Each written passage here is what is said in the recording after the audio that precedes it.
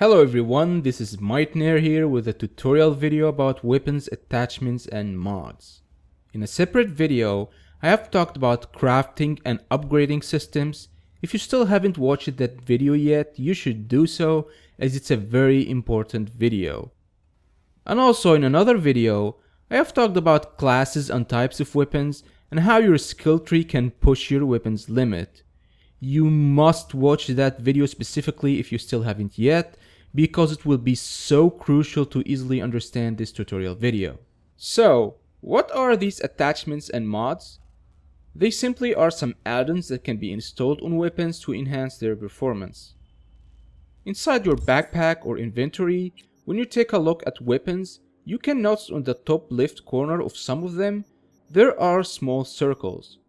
These circles on each weapon mean that this weapon contains slots for either attachments or mods or both. The empty circle means that there is an empty slot for an attachment or a mod still unoccupied.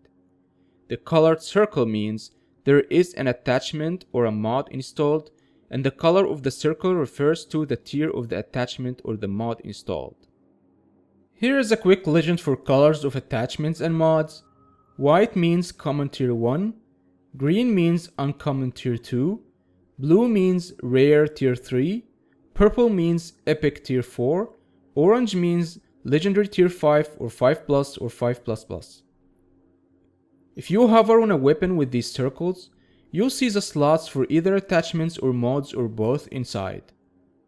Note that to install an attachment or a mod on a weapon in general, the attachments tier or the mods tier must be equal to or lower than the tier of the weapon it will be installed on. Let's take a look at some examples here. I have in my inventory a tier 5 QB assault rifle and a tier 4 Nikomata sniper rifle. First, let's take a look at the QB assault rifle.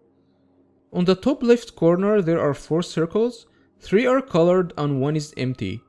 That means there are a legendary, a common and a rare attachments or mods installed inside, and there is 1 empty slot unoccupied. Let's hover on it. Here we go. 2 attachments, 1 mod and 1 empty mod slot. Let's click on the weapon. Right below the weapon, you can see 2 attachments, 1 mod and 1 empty mod slot. If you click on the empty mod slot, all compatible mods with this weapon inside your backpack will show up. This little number on the top right corner on the empty slot refers to the number of items you have in your backpack that are eligible to be installed on this slot. If you counted the number of these mods, they will match the number on the empty slot. So let's install this epic mod for example. Let's go back to our inventory. Here we go. Let's take a look again at the QB assault rifle. All circles now are filled with colors. That means all slots are occupied with attachments and mods. Let's move to the tier 4 Nikomata sniper rifle. On the scope slot, if we want to change the scope, pay attention to this. There are 2 sniper scopes inside my backpack. They are identical except their tiers are different. But I can only install the tier 4 scope because it's not higher than the tier of the weapon. On the other hand, the tier 5 scope is blocked for me since it's higher in tier than the weapon. Also on the empty mod slot, all shown compatible mods are blocked for the same reason. Their tiers are higher than the weapon's tier. So my advice to you is to only use iconic tier 5++ weapons since this is the highest tier possible, because you can install any tiers of attachments and mods inside of them. That was an overview on attachments and mods. Now it's time to talk about them in details. Let's start with attachments. Attachments are ranged weapons exclusives. They can be crafted both from weapon shops or looted from airdrops. There are 2 types of attachments that can be installed on ranged weapons: scopes, muzzles or silencers. Note that ranged weapons eligible for installing attachments on them have either 1 slot for a scope, or 1 slot for a muzzle or a silencer, or 2 slots at max for both. You can't install a muzzle and a silencer at the same time. Scopes are used to increase aim distance and accuracy. Muzzles are used to enhance stability of the weapon while shooting. Silencers are used to dampen shooting noises. If you have played other FPS games before, you probably know about this already. Sometimes ranged weapons aren't illegal for installing attachments. You know that by opening your backpack, going to the weapons section, then looking at the bottom right corner of the weapon. If you see no tags at all, it means this weapon isn't illegal for installing attachments on. To be sure, hover on the weapon and you won't find any empty slots for attachments. For example, this Malorian pistol has no tags at the bottom right corner. If we hover on it, we'll see no slots at all for attachments. Sometimes ranged weapons come with pre-installed attachments. You know that by opening your backpack, going to the weapons section, then at the bottom right corner of the weapon, you'll see either a glowing tag for a scope, or a muzzle or a silencer, or both glowing tags. In that case, you need to hover on the weapon. If you find no attachment slots, it means that these pre-installed attachments are built in and cannot be removed or replaced. If you find used attachment slots, it means these pre-installed attachments in them can be replaced. For examples, this Rook pistol has glowing tags at the bottom right corner for a muzzle or silencer and for a scope. But if we hover on it, we'll see no slots at all for attachments. However, the description says that it already comes with a built-in scope and a built-in silencer. And this Her Majesty pistol has a glowing tag at the bottom right corner for a scope, and if we hover on it, we'll see a pre-installed scope inside. And last case, ranged weapons come with empty slots for attachments. You know that by looking at the bottom right corner of the weapon, you'll see a grayed out tag for either a scope or a muzzle or silencer or both. In that case, if you hover on the weapon, you'll find empty slots to install the tagged attachments into. For example, this Fenrir submachine gun has grayed out tags at the bottom right corner for a muzzle or silencer and for a scope. If we hover on the weapon, we'll see 2 empty slots for them. Note that attachments you installed on your ranged weapon can be dismounted or replaced without losing them. But in sniper rifle's case, you cannot dismount the pre-installed scope. You can only replace the pre-installed scope with another scope. For examples, inside our inventory, let's install attachments on the Fenrir submachine gun. Here, we can install them and dismount them easily without losing them. Let's check this Nikomata sniper rifle. If we try to dismount the scope, the action is blocked. But we can replace the scope with another scope. See that?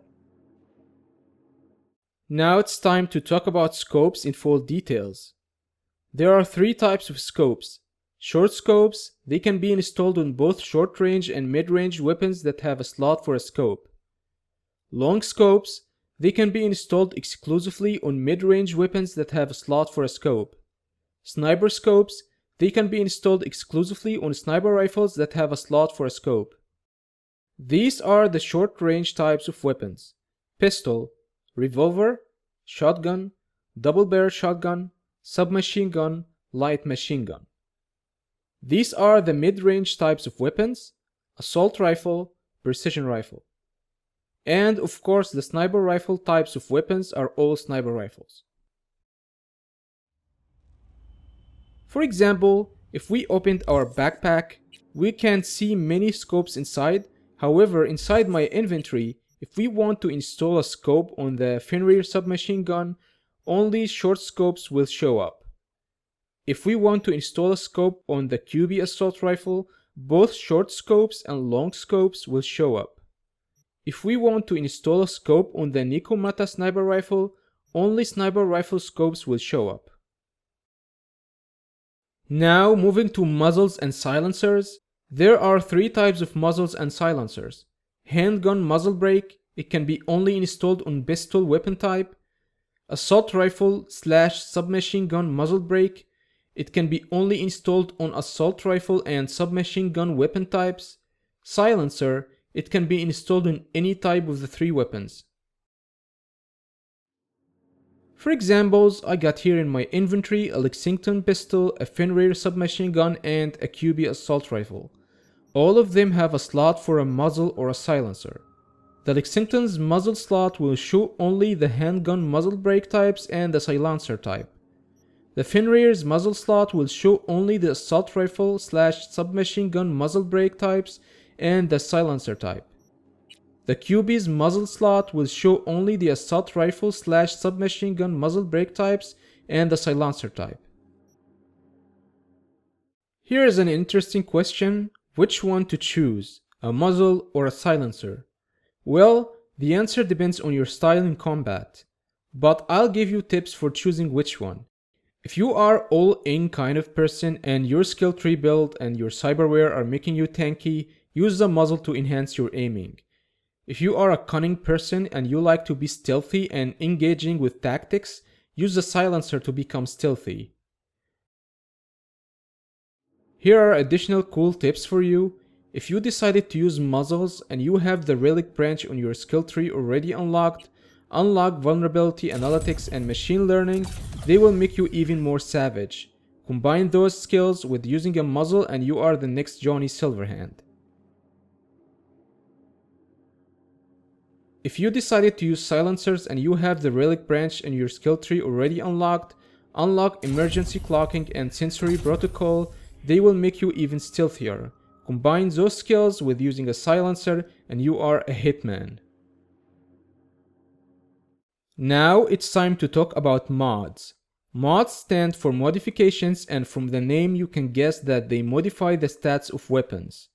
Unlike attachments which are limited to ranged weapons, mods can be installed in all different types of weapons that come with mod slots.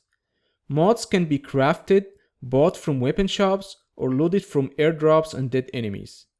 Note that weapons eligible for installing mods on them have either 1 slot for mods or 2 slots for mods at max. But each weapon with mod slots is only compatible with mods of the matching class or type. If you watched the video about classes and types of weapons, you'll understand mods easier, so I recommend watching it if you still haven't yet. To know if a weapon is eligible for installing mods on, simply hover on it inside your backpack or inventory. If it has slots for mods, it means you can install mods on it. If it doesn't have mod slots, it means this weapon is ineligible for installing mods on. For examples, if you hover on the Kappa pistol, you'll see 2 slots for mods. If you hover on the Malorian pistol, you'll see no slots at all for mods. Now let's see types of mods. Universal mod. That type can be installed on all types of weapons that come with mod slots. Melee mod. That type can be installed on all types of melee weapons that come with mod slots. Ranged mod. That type can be installed on all types of ranged weapons that come with mod slots. X-class mod. That type can be installed on all types of weapons that belong to the X-class and come with mod slots. X-type mod. That type can be installed on all types of weapons of the X-type and come with mod slots. For examples, I've got here inside my backpack a lot of different types of mods.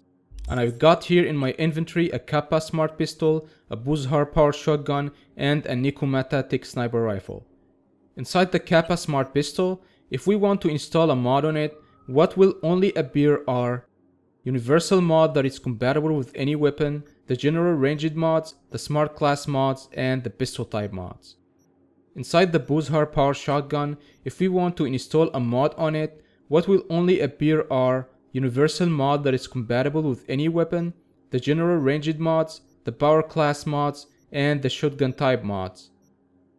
Inside the Nikomata thick sniper rifle, if we want to install a mod on it, what will only appear are universal mod that is compatible with any weapon, the general ranged mods, the thick class mods, and the sniper rifle type mods. Also, let me show some examples for melee mods. I got now in my inventory a baseball bat, a chainsword, blade chainsword, and a claw throwable axe.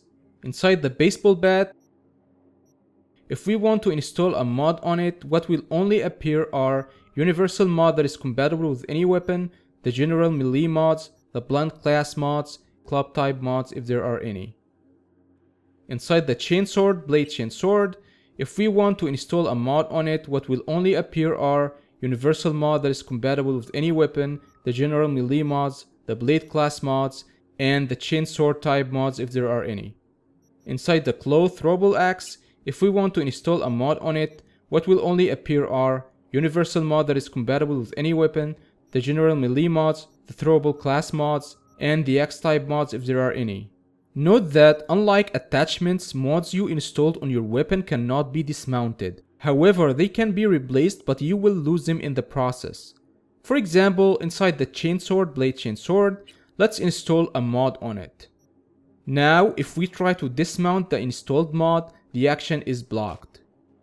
We still can replace the mod with another one, but we will get a warning says that the equipped mod we want to replace will be destroyed. If we click yes, it will be destroyed and replaced with the other mod. You might have noticed already that despite talking about attachments and mods in details, I haven't mentioned which are names of attachments or mods items you should specifically use. That's because it's a tutorial video. The purpose of this video is to teach you about them, but you are the one who will choose the attachments and mods with stats that fits your gameplay style. That's it. We have reached the end of this tutorial. This was your Chu Meitner. See you on another video.